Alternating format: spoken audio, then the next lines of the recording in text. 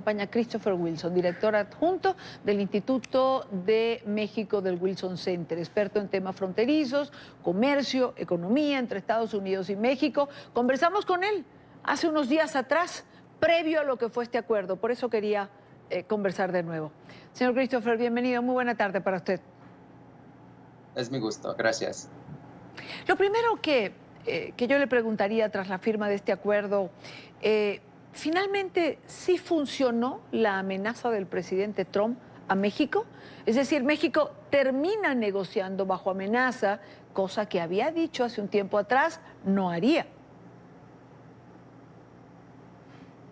Hasta cierto grado sí funcionó, pero tengo que decir, yo creo que el acuerdo que han anunciado es 80% lo que México ya había acordado con Estados Unidos, que ya fue hecho, y solamente son 20% cosas nuevas. Es decir, sí se acordaron enviar más tropas, o no tropas, pero policías hasta la frontera sur en México, pero ya habían acordado la mayoría de eso. Ya han aceptado el retorno de algunos migrantes centroamericanos mientras sus casos de asilo están procesados en Estados Unidos a comunidades fronterizos mexicanos. Eso se va a expandir ahora a algunas otras ciudades en la frontera, pero la mayoría fue acordado desde antes, fue operacional desde antes. Entonces, yo creo que México sí aceptó un poco para evitar los aranceles, para evitar las amenazas de presidente Trump, pero no mucho, la verdad. Es decir, México ha cedido un poco. Señor Wilson, el presidente Trump ha señalado que hay una parte del acuerdo oculto que se revelará después, mientras que el canciller Ebrard ha dicho que no es verdad, que todo está sobre la mesa. No, básicamente creo que lo que pasa allí es que los dos partes acordaron de revisitar el tema en 45 días, de ver si las medidas tomadas están funcionando, básicamente para ver si los números de migrantes están bajando. Y si en caso que no, en caso que siguen a la alza, tomar más medidas. Yo creo que el presidente Trump se refirió a eso, porque eso no fue público, pero tampoco fue secreto y tampoco fue acordado. Es más o menos, básicamente, simplemente un acuerdo de revisitar el tema, y México no ha hecho ningún compromiso específico, por lo menos que sabemos públicamente, más allá. La gran pregunta es, ¿podrá México cumplir con esa promesa de disminuir el flujo migratorio en ese lapso de 45 días? No, básicamente no creo. La única cosa que ellos tienen ahora es un poco más de espacio, ¿no? La amenaza fue para el día de hoy que hubiera arrancado estos aranceles. Evitaron eso. Ahora con esto compraron 45 días de descanso, de tiempo para ver qué pasa. Y tienen un poco de suerte tal vez porque estamos entrando el verano, donde hace mucho calor en México, en la frontera con Estados Unidos, y normalmente los números de migrantes bajan en esa temporada. Hay que ver si eso pasa este año, porque hasta el momento no es un año tradicional en términos del flujo de migrantes, pero puede ser que tienen un poco de suerte y que los números bajan sin importancia de las nuevas medidas, simplemente por la estacionalidad. Claro. El señor Ebrard ha dicho que si las medidas que se van a implementar no dan resultado, se intentaría un plan regional. Ha mencionado involucrar a ACNUR o países como Panamá o Brasil que reciben refugiados. ¿No tendría esto que estar, digamos, avanzando en paralelo?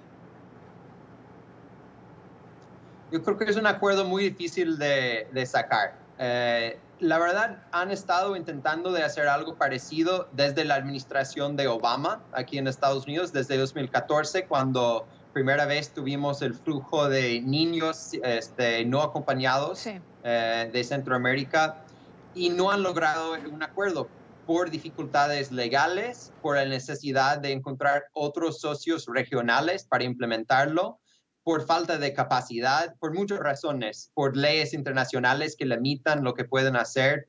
Entonces yo creo que sí hay la posibilidad de buscar una solución en este sentido, pero no es fácil y va a tomar mucho tiempo. Puede ser que están trabajando en ese tema todavía y por eso no fue parte del acuerdo principal, porque necesitan más tiempo de implementarlo, de ver si lo pueden implementar. Yo tengo mis dudas de si es factible esta propuesta, pero hay que ver. Es una buena idea. La verdad, sí se puede cambiar este problema desde uno de seguridad fronteriza hasta un problema de refugiados, que es un problema regional, aceptado por todos con responsabilidad compartida. Sería mejor, pero es muy difícil de llegar ahí. Hay un punto que preocupa por lo que significa el nivel de erogación de recursos, y es que México se convierta en ese tercer país seguro. ¿Cómo, cómo va a mantener México este flujo de migrantes que tendrían que esperar en territorio mexicano? Ese asilo que se solicita, que todos sabemos puede durar meses, años o no llegar. Sí, y por eso parte del acuerdo fue que Estados Unidos va a hacer todo lo posible para facilitar estos trámites, para hacerlos de manera más eficiente, porque hoy en día sí tenemos una fila enorme de casos que los jueces de migración están viendo. Puede tomar hasta 2 años o más un caso de asilo, y esto no es factible para México tener todos los migrantes. Si hoy en día hay alrededor de 20,000 migrantes en comunidades fronterizos en la frontera con Estados Unidos, pero en comunidades mexicanas. Un parte de ellos son parte de este programa de procesar sus casos dentro de México. Otros están simplemente esperando su turno de poner su aplicación en frente de las autoridades estadounidenses. Y eso es, pues, es muy difícil para México. Los hogares para los migrantes están sobre capacidad, no hay lugar para muchos más. Entonces, esto sí va a ser un problema. Estados Unidos también tiene que tomar su responsabilidad aquí. Si Estados Unidos no hace su parte, el plan no va a funcionar. Y Estados Unidos no ha hecho su parte hasta el momento. Tiene que invertir en tener más jueces de migración y los otros oficiales necesarios para procesar los casos. Yo le escucho, señor Wilson, lo que hemos conversado hasta ahora, y pienso que México ganó tiempo, pero ninguna de las partes ganó una solución sustentable en el tiempo para este problema que es de ambas partes. Yo creo que es cierto. En 45 días vamos a estar probablemente, lo más probable es que vamos a estar en la misma situación.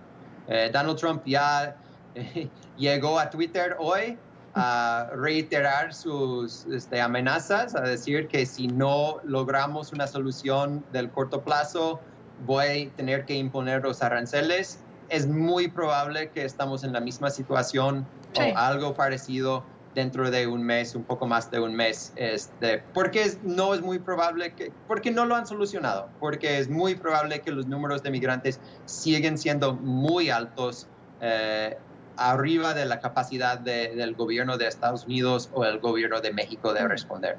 Sin embargo, cada uno ha celebrado a su manera, y digo, celebrar políticamente hablando. López Obrador lo hizo en el acto de Tijuana y el presidente Trump en su cuenta de Twitter. Es decir, cada quien intenta sacar rédito a una solución que es más cosmética que de fondo. Sí fue un crisis, hay una crisis de verdad, sí hay un Sí, crisis claro. migratorio, sí hay números de migrantes que están arriba de las capacidades de los dos países de absorberlos. Esto sí es cierto, eh, pero también había una crisis política impuesto por las amenazas del presidente Trump. Y sí, por suerte evitamos la crisis, estamos regresando a la, si lo podemos llamar, normalidad. Es algo que pueden celebrar, pero si fue creado por ellos mismos, simplemente estamos... alguien en Twitter, otro analista lo puso así, dijo, Estados Unidos secuestró en cierto sentido a México y ahora México es liberado. Podemos celebrar que está liberado, pero todavía hay el hecho de que fue secuestrado. Quiero agradecer a Christopher Wilson, director adjunto del Instituto de México del Wilson Center, experto en temas fronterizos, comercio, economía. Muchísimas gracias por acompañarnos. No, gracias a ustedes.